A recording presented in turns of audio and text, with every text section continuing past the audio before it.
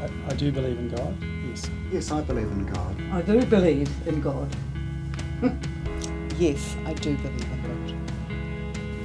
I believe in God. Yes, I believe in God. Yes, I believe in God. There's this really important foundational structure or architecture that's called the Christian faith. Without my belief, everything to me seems meaningless. That I'm forgiven is a really critical thing in my life. Yes, I can be good. I also am lost in my sins. It's like you've got someone by your side, so if you do something wrong, he'll just forgive you. That I was accepted and I could be who I was. I lost a really close friend of mine to suicide. So I grabbed my Bible, I opened it, Psalm 23. And I remember reading the words on that page, feeling like he was talking to me. I doubt that God gets people car parks. Some people might not believe in God because like it's a myth or somebody made it up. Does God exist? Is the Bible worth believing in? I struggle with parts of the Old Testament. I struggle with the genocide. Am I good enough?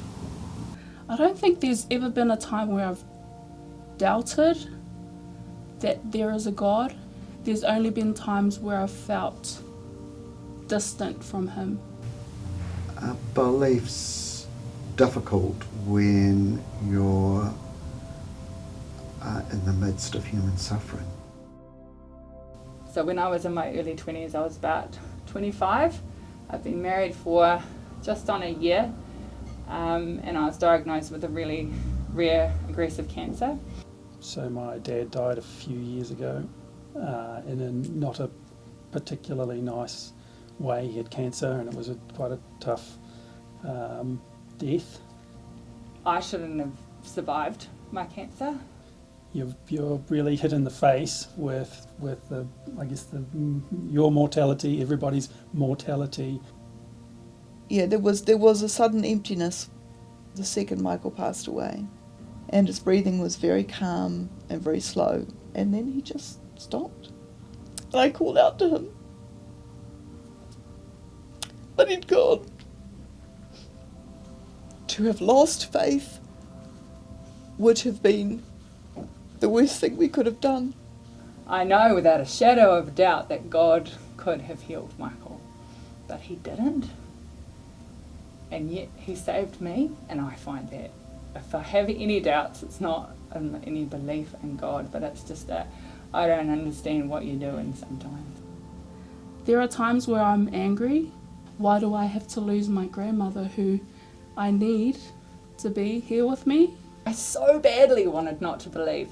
It wasn't working anyway, so what was the point? But I couldn't not.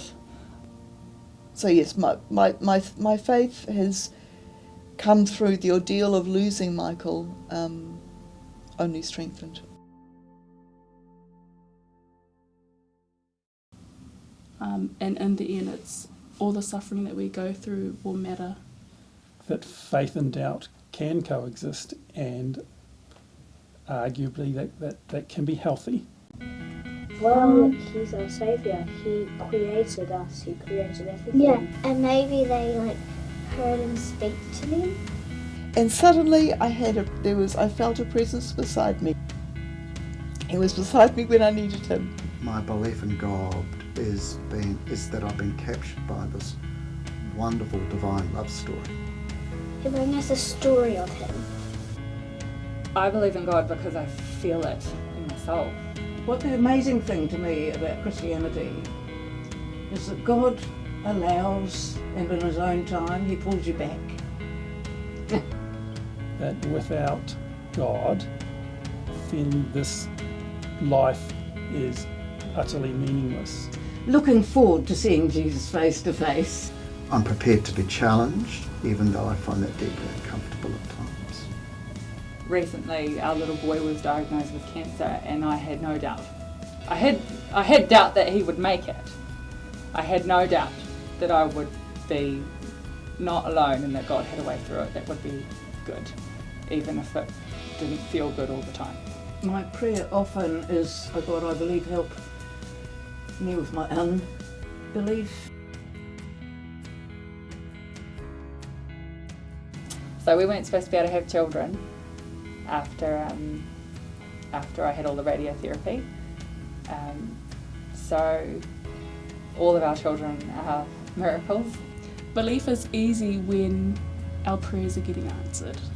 When I'm in the grandeur of God. God is real. I don't doubt that in any way, shape or form. That God can talk to you in the middle of your life and give you a commandment which is integral to Christianity. You have to love them. It's always a good thing to have God by your side. Knowing that the Christian faith meets your deepest needs. I just know God's there, and I'm not really afraid of much that can happen.